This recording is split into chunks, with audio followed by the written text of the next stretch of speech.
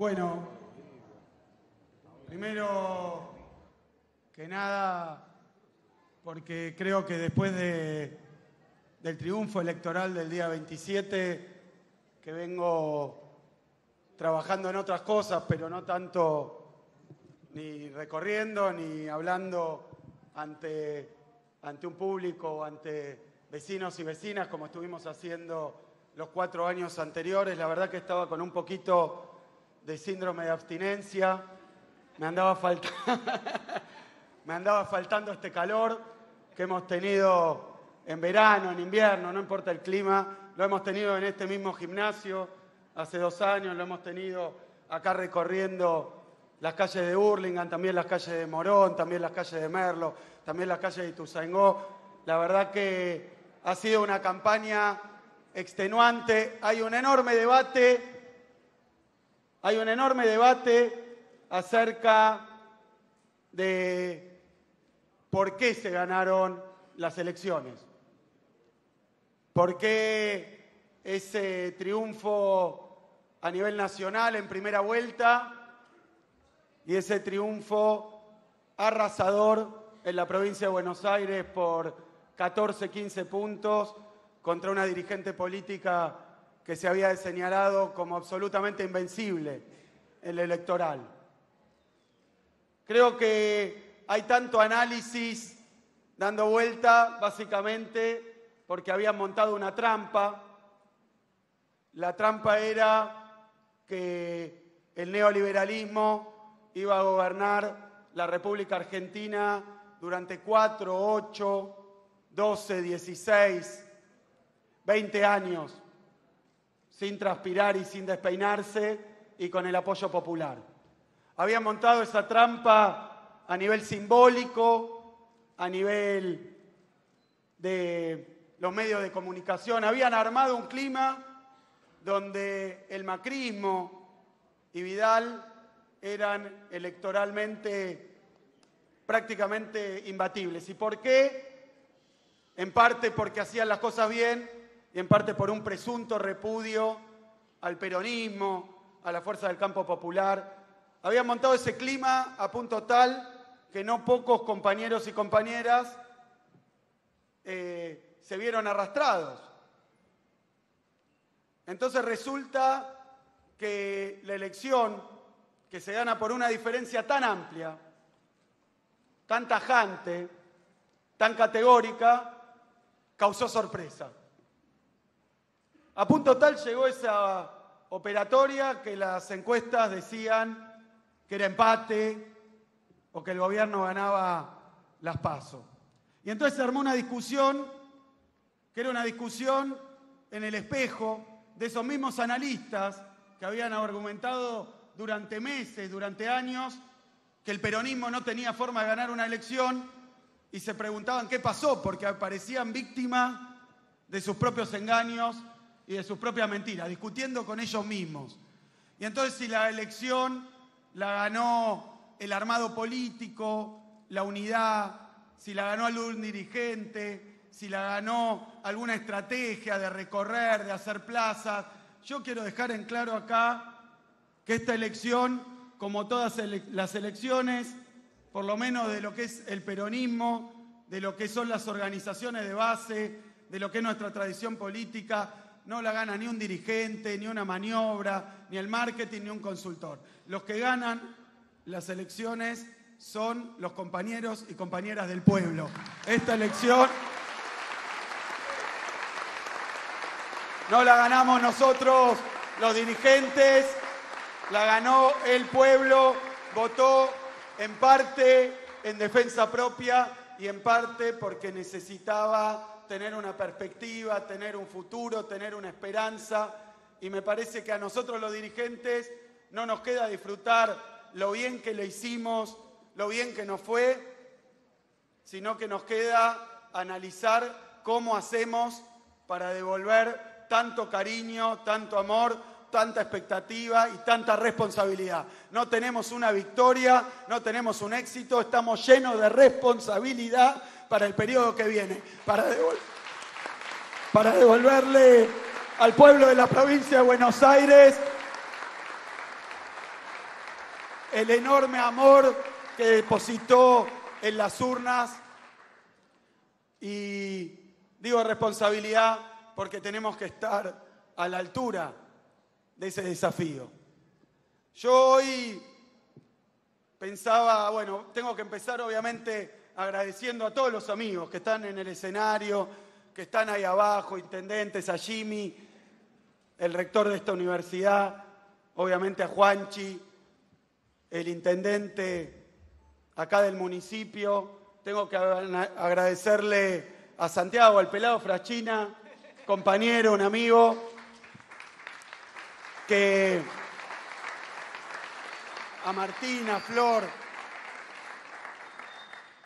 Pero quiero aprovechar este ratito para salir de la sintonía campaña electoral, para salir un poco de la sintonía y el tono de un acto político y dedicarme un ratito a inaugurar lo que esto es con la importancia que tiene.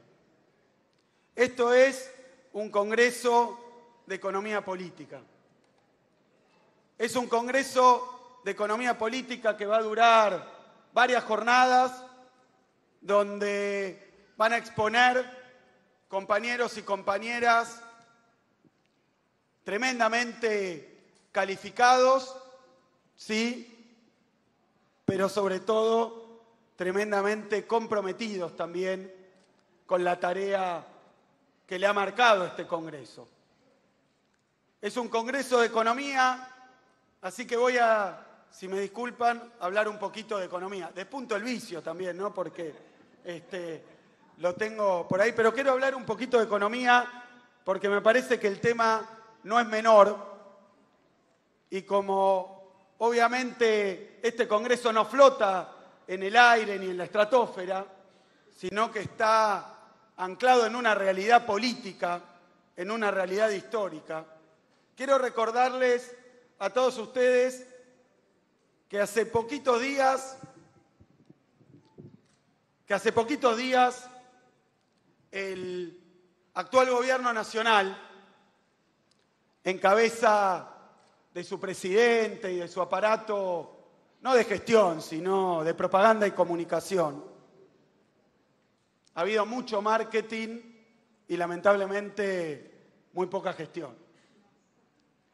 Pero han tenido este último tiempo una creación que creo que supera a varias de las maniobras de marketing y propaganda que han desplegado estos últimos 4 años.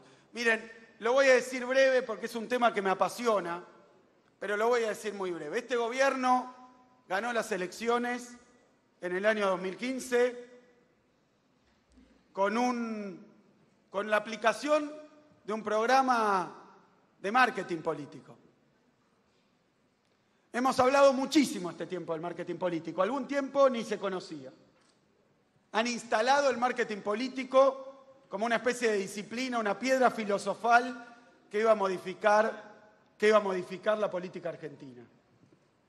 Ahora, yo quiero decir, porque a las cosas finalmente hay que llamarlas por su nombre. No fue un gobierno que trabajó con el marketing político usando las mejores prácticas internacionales, ni una fuerza política que llegó al gobierno a través de este sistema porque hay una innovación tecnológica del Big Data, del micromarketing, de la microsegmentación, del focus group. No es eso.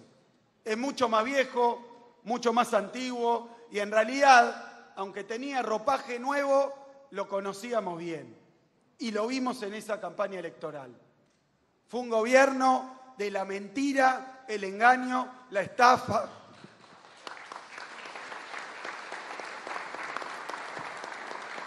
Y para usar la palabra de Walsh, de la miseria planificada. Y lo digo porque ganaron la elección prometiendo muchísimas cosas que no cumplieron, lo sabemos hoy.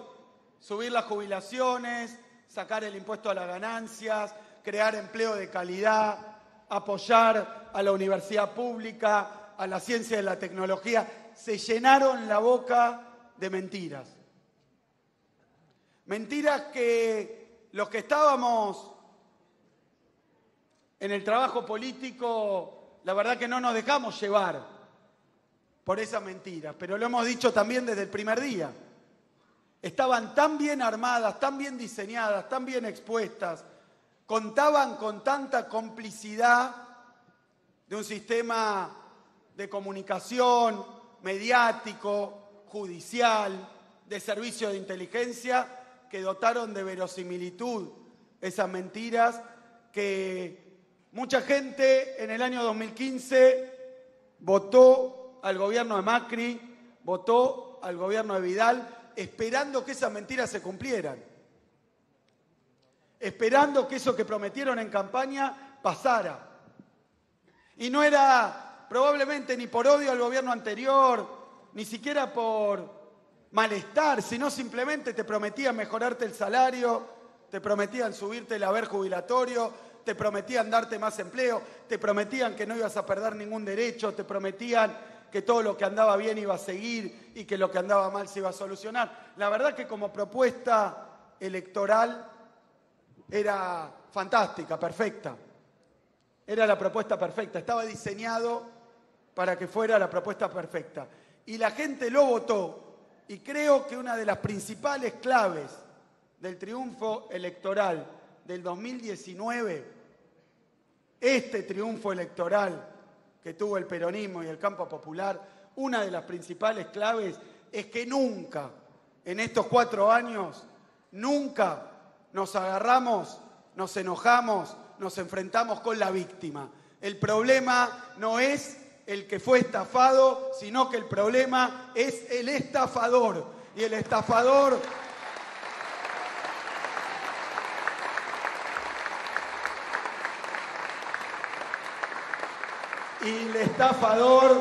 y la estafadora hoy están a la vista de todo el mundo. Pero vuelvo a esa campaña electoral por el trabajo que ha hecho EPA y por el trabajo que han hecho los economistas críticos. Terminada una campaña electoral de mentiras, de engaños, que yo siempre lo menciono y les pido que lo vean porque para mí es una página central, una prueba de que todo lo que se dijo en esa campaña electoral fue mentira diseñada y planificada para engañar y para secuestrar el voto y la voluntad de la gente con espejitos de colores.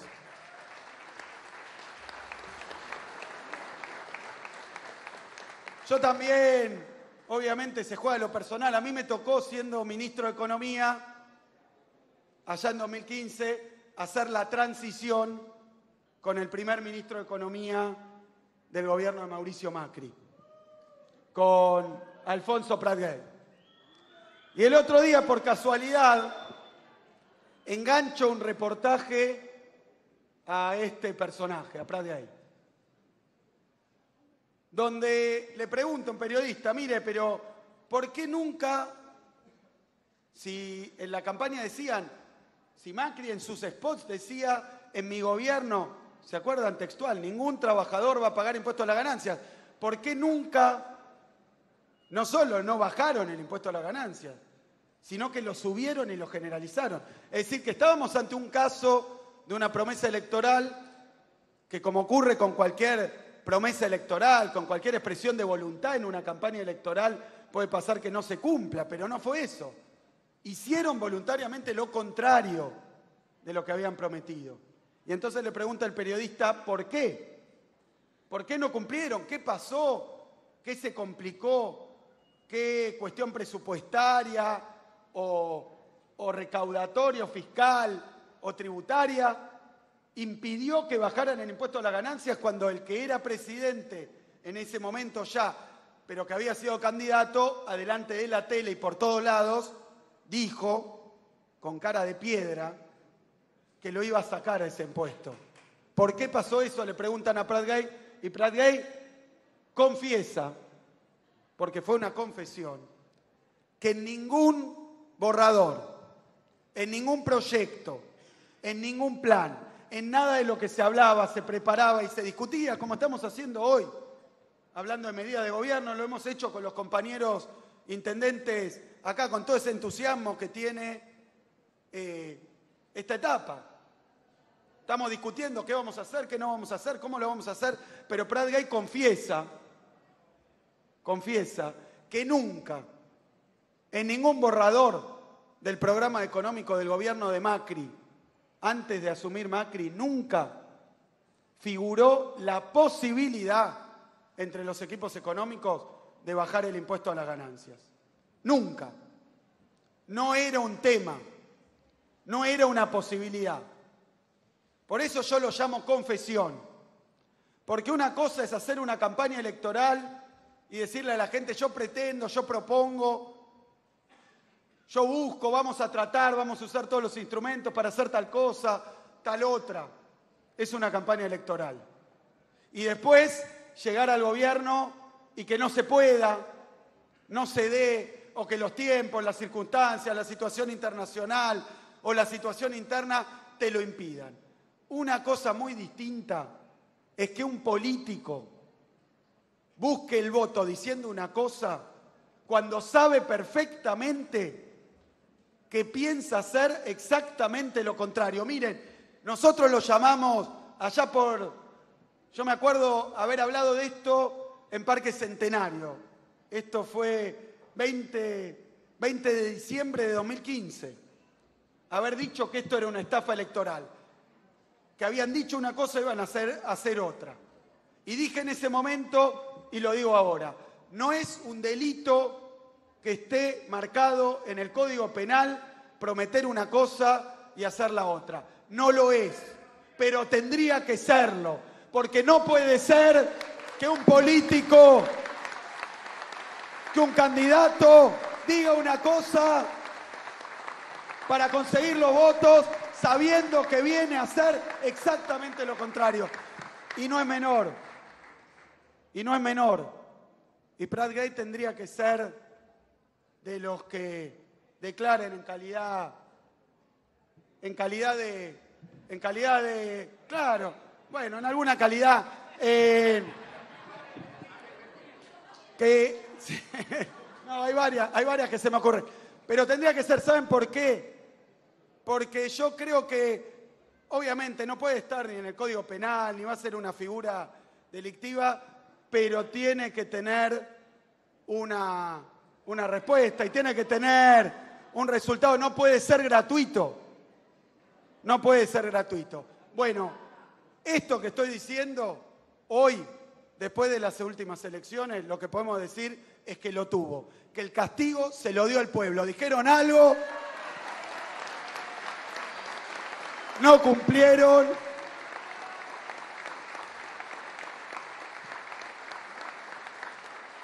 Y es parte, me parece a mí, de las reflexiones que tenemos que tener sobre las formas actuales del neoliberalismo. Pero me parece importante que después de haber hecho una campaña con mentiras, después de seguir mintiendo, pero además de haber generado y creado una batería de excusas, ¿no? Como respuesta, porque yo decía, ¿cómo van a hacer ahora? Ganaron las elecciones prometiendo algo, pero el proyecto político, económico, social, geopolítico que tienen para la Argentina es lo contrario de lo que prometieron. ¿Qué van a hacer? Empezaron las excusas. ¿Se acuerdan? Segundo semestre, luz al final del túnel, lo peor ya pasó, los brotes verdes, la pesada herencia, pasaron cosas. Las dos... No, pero si es infinita la batería de excusas, pero quería compartir con ustedes, quería compartir, sí, infinitos, eslogans, marcas comerciales, contradictorias, sucesivas. Bueno, ¿qué es lo que a mí me desvela? Sacaron un documento hace poquitos días, un documento de 8 puntos, que es el que marca la intención, el que marca el camino que se han delineado para la etapa que viene. No solo esos 8 puntos, los conocen, ¿no? ¿Escucharon de eso? ¿Sí? Bueno, lo comento para el que no lo vio. El gobierno escribió un documento, aparentemente Marcos Peña, o el equipo de Marcos Peña, escribió un documento planteando en 8 puntos cuál era, según el propio gobierno, el legado económico que están dejando. La situación económica, en 8 puntos. En 8 puntos. Les quiero contar más o menos cuál era el espíritu. En primer lugar, como vienen haciendo estos 4 años, negar absolutamente toda responsabilidad en los desastres que han ocurrido en la Argentina. Argentina, al cabo de 4 años del gobierno de Macri, ha pasado, y de esto van a hablar largamente, ha pasado de tener una deuda de 40 puntos del PBI a tener una deuda de 91, casi 100 puntos del PBI. Ha pasado de tener un desempleo 5,8, cercano a 6 puntos. Cuando termine el gobierno de Macri y de Vidal, vamos a tener probablemente el doble de desempleo. O sea, más del doble de deuda, el doble de desempleo. Ha crecido en 4 o 5 millones, vamos a ver si terminan con 40 puntos los indicadores de vulnerabilidad y pobreza. 4 o 5 millones de nuevos pobres. Una destrucción de empresas en la provincia de Buenos Aires al ritmo de 140 empresas por mes, 1.200 fuentes de trabajo, empleos, se han destruido por mes desde que llegó el gobierno de Macri. Nosotros le pusimos varios nombres a esto. Lo llamamos industricidio, pero dijimos también algo más categórico que me parece que en un hashtag, ¿no?, le pone nombre a esto. Primero dijimos, rompieron todo. Y después dijimos, dejaron tierra arrasada. Porque lo que dejaron Macri y Vidal en la provincia de Buenos Aires y en el país es tierra arrasada. Rompieron absolutamente todo. Más deuda, menos presupuesto, menos recursos y más problemas, más necesidades. Y eso si hablamos de números fríos, porque atrás de cada uno de esos nuevos desempleados, nuevos pobres, hay una familia y hay una tragedia humana. Y escribieron un documento que obviamente intenta maquillar, desviar, distraer, pero sobre todo la tesis general de ese documento es que la cosa no está tan mal, más o menos igual que en 2015. Miren que hay que ser caradura. Hay que ser caradura para intentar convencer, pero lo han hecho, Lo han hecho, lo han escrito, lo han firmado, lo han dicho y lo han rubricado no solo los funcionarios del gobierno. Buena parte de los analistas mediáticos, económicos, extranjeros, el sistema de comunicación social y de manipulación de conciencias que se armó durante estos 4 años y que se venía pergeñando en años anteriores, aparentemente no va a dar el brazo a torcer. No va a dar, sí, cómplice. Son mentiras. Pero fíjense que es lo más perverso de este documento. Dice que donde las cosas andan mal, lo que hay que ver es que el gobierno de Macri hizo el sacrificio para sentar las bases de un crecimiento futuro. Es una cosa realmente indignante, es impresionante. Es impresionante. Porque ahora fíjense cuál es el mensaje implícito en ese documento. Si el gobierno que viene, con el desastre que hay, tiene dificultades, va a ser culpa del gobierno que viene. Es decir, todo lo que ande mal va a ser culpa de Alberto, de Cristina, de Verónica, del gobierno de la provincia de Buenos Aires, de Axel. Va a ser culpa nuestra, de los intendentes. Lo que vienen ocultando, lo que vienen blindando mediáticamente y se empiece a ver, va a ser culpa del nuevo gobierno. Ahora, si al nuevo gobierno le va bien, entonces van a decir que eso es resultado de que el gobierno desastroso de Macri y de Vidal sentó la base para el crecimiento futuro. O sea que es una especie de jaque mate simbólico. Si va mal es culpa nuestra y si va bien es gracias a Macri. Miren qué maniobra atrevida. Y a mí, ¿qué me llamó la atención? Que ese documento vergonzoso, escandaloso, tuvo como respuesta del sistema de medios oficial el acompañamiento absoluto. De nuevo.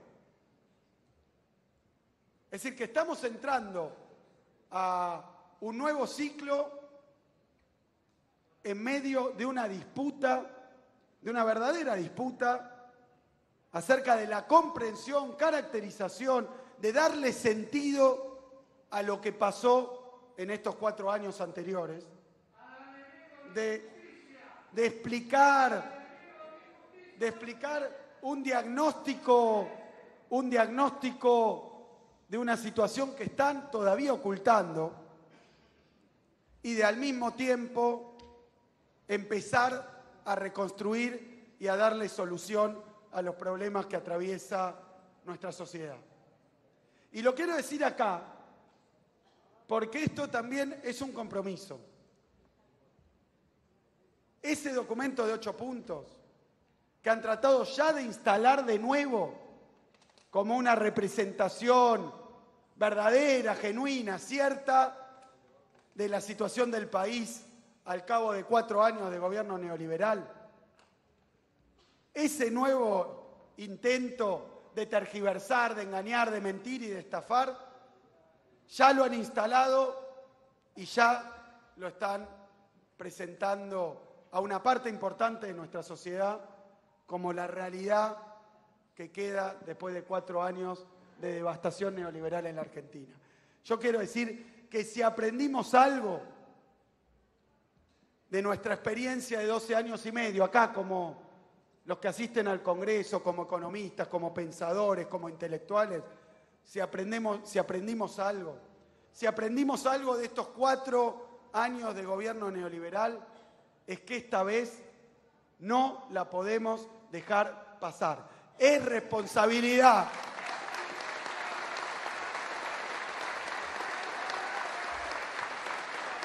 de los científicos, de los investigadores, de los pensadores, de los intelectuales del campo popular, algo muy sencillo. Dejarle en claro a todos, hasta el último argentino, hasta la última argentina, hasta el último bonaerense y hasta la última bonaerense, de que el experimento neoliberal de los 4 años de Macri y de Vidal es algo que no debe repetirse nunca más.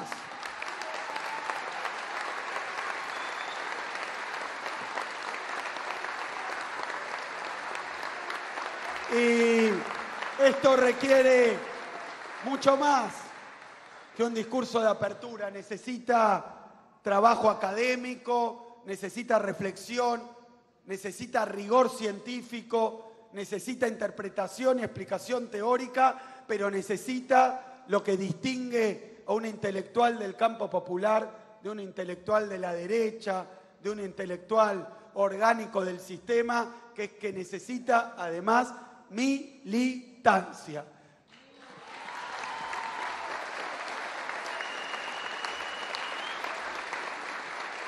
Y lo digo porque ahí tienen casi un decálogo de engaño, de mentira, de vergüenza, con el que quieren ya empezar a plantear dificultades para el próximo gobierno. Es nuestra tarea desenmascarar esa estrategia explicando qué pasó en la Argentina estos 4 años. ¿Quiénes fueron los responsables? Y digo que estoy acá y me siento aliviado porque esa tarea para mí es urgente. Hay que empezar ya y por todos lados y con todos nuestros medios. Por todos lados. El 10 de diciembre tiene que asumir un nuevo gobierno en la nación y en la provincia con un diagnóstico claro y taxativo, basado no en una premisa económica, en una premisa que para nosotros es conceptual y es muy sencilla, porque nosotros no tenemos que hacer todo el trabajo de reformulación, todo el trabajo de tergiversación que hacen ellos. Para nosotros es muy claro, la única verdad es la realidad y tiene que quedarle claro a todos los argentinos cuál es esa realidad y cuál es esa verdad. No puede haber ningún distraído, no puede haber ningún abandonado, todos tienen que saber lo que han hecho, por qué lo han hecho, a qué intereses han servido y cómo dejan la República Argentina. Y digo que yo me siento aliviado porque ese trabajo, en el marco de una división del trabajo que necesariamente tenemos que hacer para hacer las cosas bien, para hacerlas rápidamente, ese trabajo lo tienen que hacer nuestros intelectuales, lo tienen que hacer nuestros dirigentes y nuestros militantes del campo universitario, del campo científico, se tienen que ocupar de eso, porque nosotros, los que tenemos una responsabilidad política de gestión, no podemos perder un minuto en discutir, tenemos que ponernos a trabajar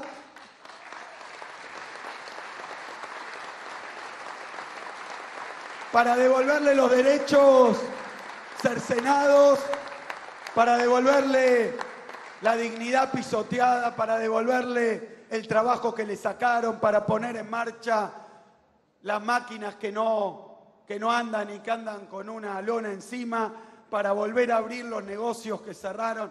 Tenemos muchísimo trabajo. Yo me voy tranquilo porque a partir de este Congreso y hasta el 10 de diciembre vamos a estar trabajando los economistas, los científicos sociales, simplemente en mostrar que esa catarata y esa caterva de mentiras que han generado es de nuevo para estafar al pueblo argentino, al pueblo bonaerense. Y vamos a mostrarles que nosotros no vamos a estar lloriqueando sobre la herencia recibida, vamos a estar trabajando para reconstruir lo perdido.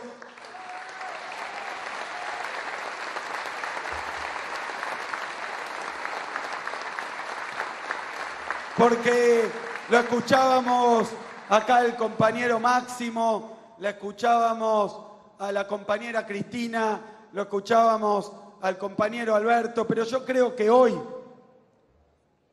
de cara a la crisis económica, a la crisis social, a la crisis alimentaria, educativa, a la crisis laboral, a la crisis sanitaria que ha dejado el gobierno de Macri y de Vidal, nosotros lo que tenemos que hacer es seguir un ejemplo que tenemos acá cerquita, que es el de Néstor Carlos Kirchner, que cuando llegó al gobierno, después de la crisis de 2001, no perdió un minuto, agarró su bastón de mando, lo puso ahí y se puso a gobernar para la gente.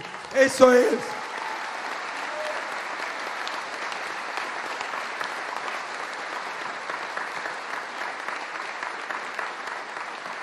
Eso es el mandato que tenemos, eso es lo que pretendemos hacer con los compañeros y compañeras intendentes de la provincia de Buenos Aires.